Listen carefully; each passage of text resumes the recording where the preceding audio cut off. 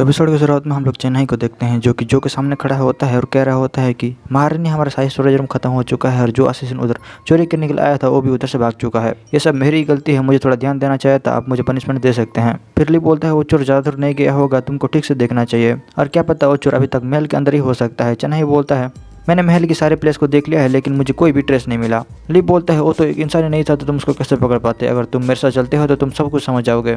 फिर वो सारे लोग चलने लगते हैं स्टोरेज रूम की तरफ और चेन्नई कह रहा होता है कि मुझे ऐसा लगता है जब आप लोग डिनर पर बैठे थे तभी चोर आया था हमारा खजाना को चुराने के लिए। फिर ली दूसरी तरफ देखता है और बोलता है कि ये उतना मुश्किल भी नहीं है, अगर मैं गलत नहीं हूँ तो ये हमारा चोर है, तुम लोग क्या कहते हो। फिर हम लोग देखते हैं ली के सामने एक तलवार होता है जो बोलती है इस तलवार को मुझे एक असिस्टेंट ने गिफ्ट के तौर पर दिया था, इसलिए तुम लोग सोच सकते हो कि यह तलवार बिल्कुल भी ऑर्डिनरी नहीं है। फिर ली बोलता है इस तलवार को ध्यान से देखो, यह तलवार जब तुमको पहली बार मिला था तभी ऐसा दिखता था क्या। जो बोलती है मुझे याद है ये तलवार पहले उतना ज्यादा ग्लो नहीं कर रहा था। फिर ली बोलता है आई थिंक मुझे पता है ये सब क्या चल रहा है इधर, लेकिन अचानक से इस तलवार का ची एनर्जी कैसे एक्टिव हो गया मुझे उसके बारे में पता करना है। फिर ली चेन्नई को बोलता है क्या तुम इस तलवार को थोड़ी देर के लिए पकड़ोगे, और चेन्नई बोलता है कि ये तो बस एक तलवार है, इसको मैं क्यों पकड़ नहीं सकता। और उसके बाद चेन्नई जब उस तलवार को टच करता है तो उसको एक बहुत ही बड़ा झटका लगता है। चेन्नई बोलता है ये सब मेरे साथ क्या हो गया, और ली बोलता है कि मुझे पता था। फिर चेन्नई एकदम गुस्सा हो जाता है और बोलता है कि अगर तुमको पता था तो तुम मुझे उस तलवार को क्यों दे रहे थे। फिर ली बोलता है अगर मैं गलत नहीं हूँ तो इस तलवार को पुराने महाराजा ने बनाया था, उन्होंने जेड सील के यूज किया था इसको बनाने के लिए। इस तलवार के अंदर एक स्पेशल क्रिस्टल है जो कि ची एनर्जी को स्टोर करके रख सकता है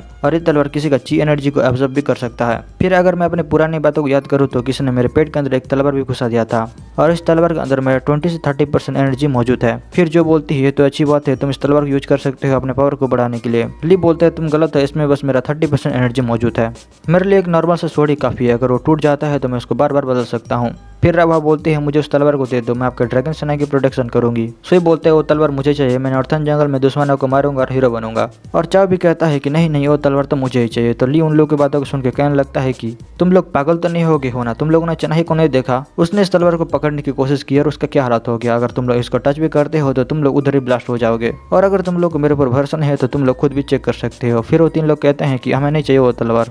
फिर ली उस तलवार को देख रहा होता है और कह रहा होता है इस तलवार के अंदर मेरा क्यूआई है, इसलिए ये तलवार मेरे लिए तो कुछ काम का नहीं है, ये बस मेरे दुश्मनों को मारने के लिए बनाया गया है। फिर जो उस तलवार को टच कर देती है और बोलती है कि तुम बस इस तलवार को टच कर सकते हो क्या, लेकिन अगर दूसरा कोई टच करता है तो उसका क्या होगा। लेकिन इस तलवार को मैंने पहले भी बहुत बार टच किया है लेकिन मुझे तो कुछ नहीं हुआ था। लिए सब देख के एकदम शौक हो जाता है और बोलता है कि क्या तुमको कुछ भी नहीं हुआ। जो बोलती है तुमको मुझे पहले बताना चाहिए था, तुम्हारे सामने मैंने इसको टच किया लेकिन मेरा कुछ भी तो नहीं हुआ।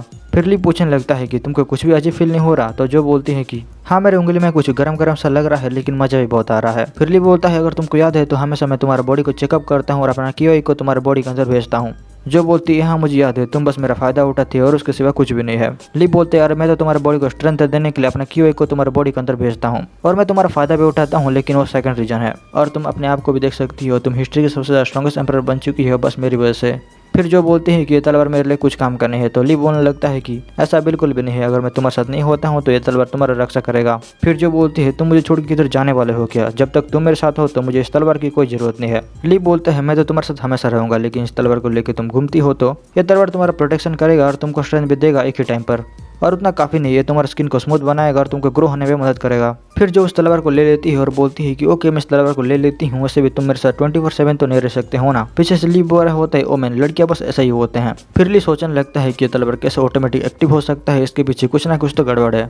फिर हम लोग रात का सीन देखते हैं, जो उस तलवार को अपने सामने रखी होती है और उस तलवार को देख रही होती है। तो ली उसके सामने आ जाता है और कहता है कि इतने जल्दी तुमको रिजल्ट नहीं मिलेगा, तुमको थोड़ा वेट करना पड़ेगा। तो जो बोलती है तुम क्या बोल रहे हो, मैं तो सोच रही हूँ कि एसेसिन और टर्की लोग की हाथ को काट सकूँ इस तलवार से। फिर ली बोलता है मिस जो तुमको थोड़ा इंसानों के भरोसा करना चाहिए, मैं तो बोला था कि तुमको मैं बस तुम्हारे बॉडी का चेकअप करता हूँ। फिर जो बोलती है अगर मैं इस तलवार को अपने साथ लेके घूमती हूँ तो फिर भी तुमको कुछ ना कुछ तो बेनिफिट मिलेगा। फिर ली बोलता है एक्चुअली अगर तुम इस तलवार को लेके घूमोगी तो मेरा बॉडी चेकअप और इस तलवार का इफेक्ट सेम ही होगा। फिर जो बोलती है तुम मुझे बेवकूफ़ बना रहे हो क्या, वैसे भी मुझे तुम्हारे ऊपर बिल्कुल भी भरोसा नहीं है।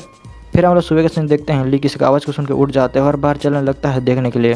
जब वो गेट खोलता है तो वो देखता है उसके सामने लीजू होती है और लीजू बोल रही होती है मेरे मकान मालिक हम लोग बहुत ज़्यादा मुश्किल में है। ली बोलता है क्या हुआ, तुम्हारे बॉस ने तुमको काम से निकाल दिया क्या। तो लीजू बोलती है कि एक्चुअली मैं तुमको इधर बताने आई हूँ कि तुम्हारा नाम वांटेड लिस्ट में चढ़ चुका है। फिर लीजू एक पोस्टर दिखाती है जिधर की ली को वांटेड लिखा गया होता है और ली उसको देख के बोलता है अभी ये कौन है।